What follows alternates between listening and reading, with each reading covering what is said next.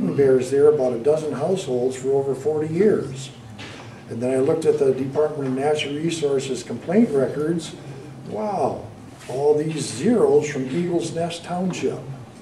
How did this community, lots of people, lots of bears, learn how to coexist with bears to that extent? And so I started asking people, and I find that what I discovered was that Ed Erasm on Armstrong Lake back in the 60s saw a bear that the neighbor was going to shoot because it was tipping over his garbage. He said, maybe I can get that bear not to tip over your garbage if I fed him next door instead. Maybe come to my house instead of yours. He was the pioneer of diversionary feeding. You can lead a bear into trouble with food, and you can lead a bear out of trouble with food. And so the bear didn't bother his neighbor anymore, and then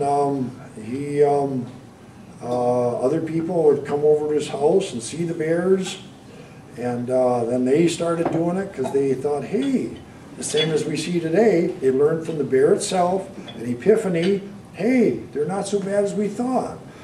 So it was about a dozen people, and then came, the big test was like 1985, the worst bear food year on record according to DNR records in Minnesota. And the Ely Echo ran a nice big article, which is posted in the Bears in the News section at the Bear Center, about there's problems all over the area, but there's one area where there's not having problems. That's Eagles Nest Township, and where Ed Erasm and a dozen other people. There was not a bad food year there. When you get a bad food year, when bears elsewhere are looking for bird feeders, garbage, you know the story, you live here. That out there, then they go to the houses where they're used to being fed.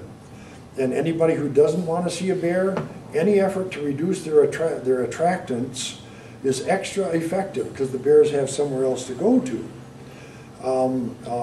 The usual thing that people are told is, you know, cut down your fruit trees, pick your fruit, don't put out garbage, take in your bird feeders. All good advice in an average year. You get a year with really good bear food, doesn't make too much difference what you do because bear problems are going to be low no matter what you do. But you get a really, really bad food year, like worse than we usually get around here. I'm talking more out west now, where multi-year droughts mean very bad food years. You remove all the attractants in that case, that means the only food left is inside. That's when you see things like in the news, Aspen, Colorado, with dozens of house break-ins per day. The more diligent they are about the usual advice in those areas, the more house break-ins you get. So so we're just seeing how things go at Eagles Nest, a township, where I looked at the DNR records of practically zero for years. Well, there was one year where there was a big bunch of problems, and weren't any worse problems than usual, I don't think, but it was different. Two things make a nuisance bear. One, what the bear does. Second is what people's attitude is about it. For some people, a bear that goes through their yard has to be removed. What about their kids? All that stuff you hear. For some people, a bear that gets their bird feeder, it destroyed my property, the bear has to be killed. Other people, they lived here first, I'll just be more careful, I'll make my bird feeder unavailable or whatever. Right up, you know, till as bad as you want to make it. Attitude determines whether they're going to complain. So there was somebody moved in there that thought he had the right to feed birds and not see bears, and he was a very influential kind of person. We went to the DNR, asked him, what can I do? He said, well, the thing you got to do is generate a lot of complaints, have a generate a petition, get a resolution from the town board against the research, then we can do something. And they wanted to blame the research. So then it became that anybody that came into that office, the wildlife manager would ask them, oh, you came to talk about beavers? Okay, we'll talk about that, but let me ask you about bears. And he told us that he'll ask everybody that comes in his office from Eagles Nest Township about bears. If they say something about bears that he thinks is wrong, he'll put it down as a complaint. And so they ended up with 17 of them that year. They actually blamed us for 27, but when we saw where these were coming from, out the Fernberg, up by Cook, you know, they'd gone a little too far. But it was interesting, the complaints from Eagles Nest were mostly the bear showed no fear of people. The 10 that came from other areas, they were mostly the bear showed no fear of people. We had nothing to do with that. But a third of them were house break-ins. Nothing. You don't hear about that at Eagles Nest. No bear attacks, house break-ins, and very few nuisance complaints. So then once we got past that problem, and they were back to not trying to generate complaints, they're back to zero. Usually zero. So it's kind of a good case study. Well, I noticed out at the center you have a wall of displays of different ways to discourage bears. Yeah. And I know we've noticed people want to feed bears or people want to shoot bears. There's not much in the middle. And I wondered if you could comment on some of those ways to discourage them from slingshots or whatever it is. Yeah. Do you have a recommended way, short of shooting them? Yes, good question.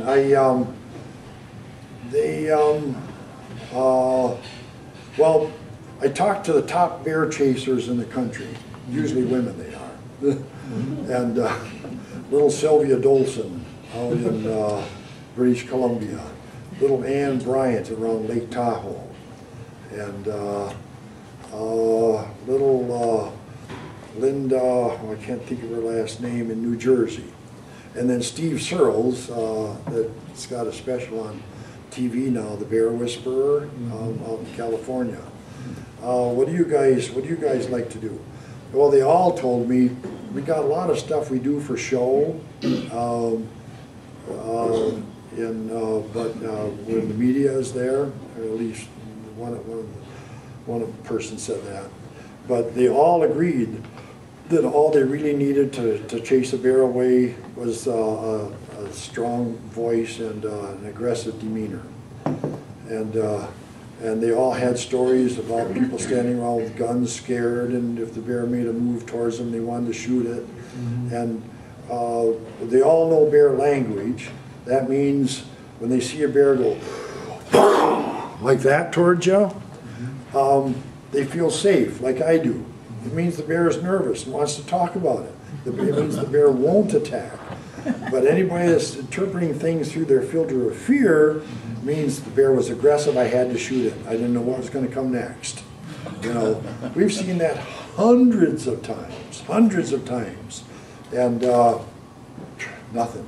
I mean, I catch bear cubs in front of the mother. They're in my hand screaming. In that case, I even expect a bluff charge, not just the one big explosive hop. Never had one touch me. And so I see any bluster, I feel safe. So these women and Steve Searles, they all know that. And so everybody's standing around scared with guns. They say, oh, I'll get this bear out of here. And little Sylvia will go running, out of here, bear, get out of here, bad bear, go away. And there they go. But Steve says his favorite thing, he has a tennis ball. As the bear is running, he shows the bear he can reach out and touch him by throwing the tennis ball in his butt, and watch the bear read, extra. But they put on, but most people don't want to do that. So most people like to feel like there's something that they can do that gives them extra power until they learn enough about bears that they dare to just chase the bear away. So that's when they talked about the rubber bullets, the screamers, a thing that goes, you know, screaming at the bear and then hits the ground and blows up. A couple of weeks ago, the news circle had a story about the woman who beat off a bear with a zucchini. Yeah. We got 2 zucchinis on our porch. You wouldn't believe what we've seen bears be afraid of. Well, we got pictures in the bear center of people with their kitty cat chases it away. One bear had a monarch butterfly land on the bear's back. The bear ran. The bear was in the guy's yard, and the duck came waddling out of from the lake. I see it's time to go. Yeah, we got a grinning bear, Lynn. I appreciate the opportunity. Thank you very much. Thanks.